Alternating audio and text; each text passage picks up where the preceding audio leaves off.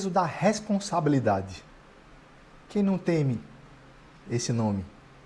É fácil querer as conquistas, mas muitas vezes é tão intuitivo nos excusarmos dos preços.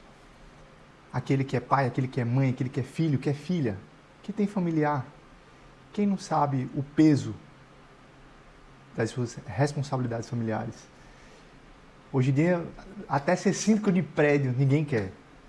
E imagine aquela figura do Atlas. Lembra do Atlas? Atlas foi um sujeito castigado por Zeus por ter perdido uma guerra, sim. Os titãs, que eram os gigantes, os ancestrais dos deuses olímpicos, comandados por Cronos, o próprio pai de Zeus, Cronos, aí de cronologia, de tempo, Cronos e sua turma de gigantes foi derrotada. Zeus prevaleceu, o seu filho. Porém, houve um grande castigo para Atlas por ter lutado do lado de Cronos e dos demais gigantes. O castigo foi carregar o mundo nas costas. Você deve se lembrar dessa cena, já deve ter visto em algum lugar, se não, veja agora. Está vendo esse mundo nas nossas costas? Isso às vezes é o nosso passado. Isso às vezes é o nosso medo do futuro. Isso às vezes os nossos traumas. Aqueles galhos que insistem a nos acompanhar nas correntezas desse rio da vida. E vai pesando, e machuca. É aquele engrama, aquela inscrição na nossa mente, na nossa alma, no nosso corpo, que carregamos. É aquele saco que vai se enchendo de coisas, até que nos deparamos como Atlas, levando um enorme peso, enormes responsabilidades, compromissos, medos, marcas nas costas. Hoje eu vou te contar uma história. Ser pai e ser mãe é uma decisão difícil, né? Muitos cogitam ter mais de um filho, ainda mais na geração do mãe e do pai de pet. Ter filhos é uma grande responsabilidade. Imagina ter vários filhos. Imagina ter vários filhos tendo um emprego de grande responsabilidade. Que você é responsável por muitas pessoas para além da sua família. Você é responsável não só pela sua vizinhança, pelo seu bairro, pela sua cidade, mas por toda a sua nação. Imagina que essa pessoa que tem filhos, que tem tamanha responsabilidade social, teve uma das suas filhas violentada. Olha essa dor. Volta lá para o Atlas. Olha como esse mundo ficou ainda mais pesado.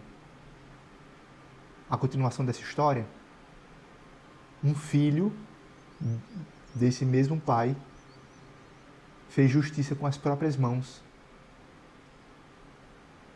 e ceifou a vida do violentador irmão de sua irmã.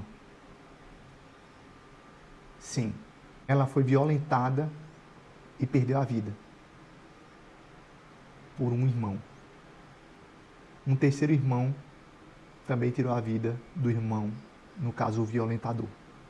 Esse irmão remanescente, o justiceiro, olhou para seu pai. Esse pai ainda foi traído por esse filho justiceiro remanescente. E essa traição não foi só do seu filho, foi também do melhor amigo desse pai. Pois é, que história pesada, né? Quantas marcas, raciocina, que peso. Essa história é a história do rei Davi. Essa também é a nossa história. Para quem quiser mais detalhes dessa história, ela está ali no livro de 2 Samuel, no capítulo 15. O Davi escreveu um salmo diário, que é o Salmo 3. Nesse salmo, ele faz uma oração para Deus, mostrando como estava se sentindo, como é que era suportar tamanho peso, tamanha responsabilidade, tamanhas marcas e dores. Porque ele baixou a cabeça, baixou os olhos, ele direcionou o seu olhar para aquele canto onde a gravidade A gravidade das situações e de todas as outras acepções do termo gravidade nos convida a olhar para baixo. Olhando para baixo, com medo de perder mais um filho, ele retirou-se, sim, cabisbaixo, e foi para o deserto. Ele foi cercado pelas tropas do filho. E mesmo assim ele conseguiu fazer algo que por si só já é milagroso. Ele dormiu. Uma situação dessa, por muito menos, causaria insônia em muitos de nós. Sabe qual foi a solução para isso tudo? Foi não levar em conta o pior medo de todos, que é uma voz que nos diz: não tem esperança, não tem salvação. Deus não existe. Deus não vai te salvar. Essa é a pior das vozes. Esse é o pior dos medos. E vamos ver aqui no Salmo 3, como foi que Davi reagiu diante disso. Senhor, muitos são os meus adversários. Muitos se levantam contra mim. Muitos são os que dizem ao meu respeito: Deus nunca o salvará. Mas tu, Senhor, és o escudo ao meu redor. És a minha glória e aquele que ergue a minha cabeça. Sim, a dor é uma família numerosa. Ela geralmente chega bastante acompanhada. O medo mais grave é essa voz: Deus nunca o salvará. Mas há uma solução. É a gente aceitar o escudo de Deus. É, sobretudo, olhar para os montes, contra a gravidade, contra-intuitivamente, erguer a cabeça.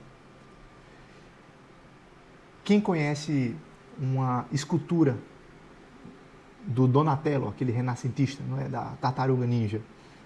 O Donatello, escultor renascentista do século XV, ele esculpiu em madeira a Maria Madalena.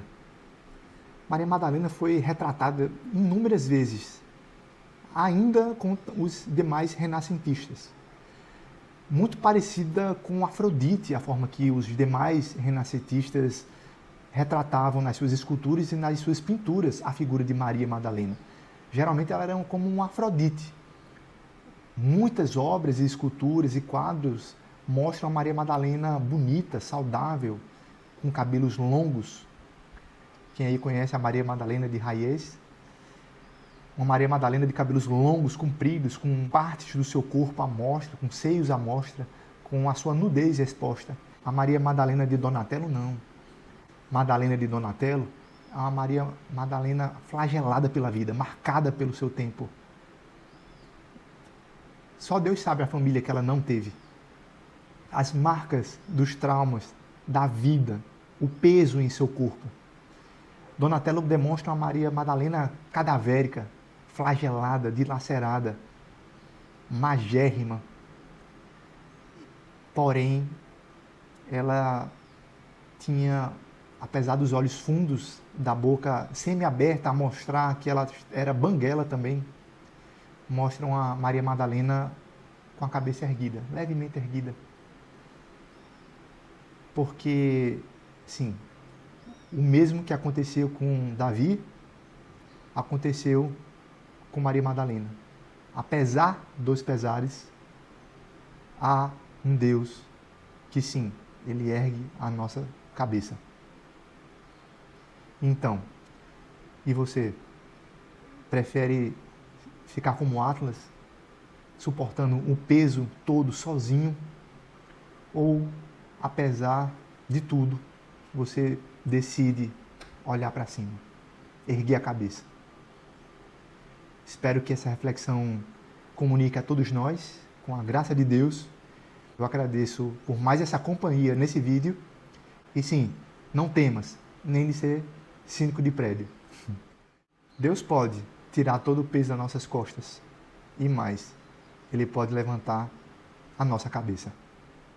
Até a próxima.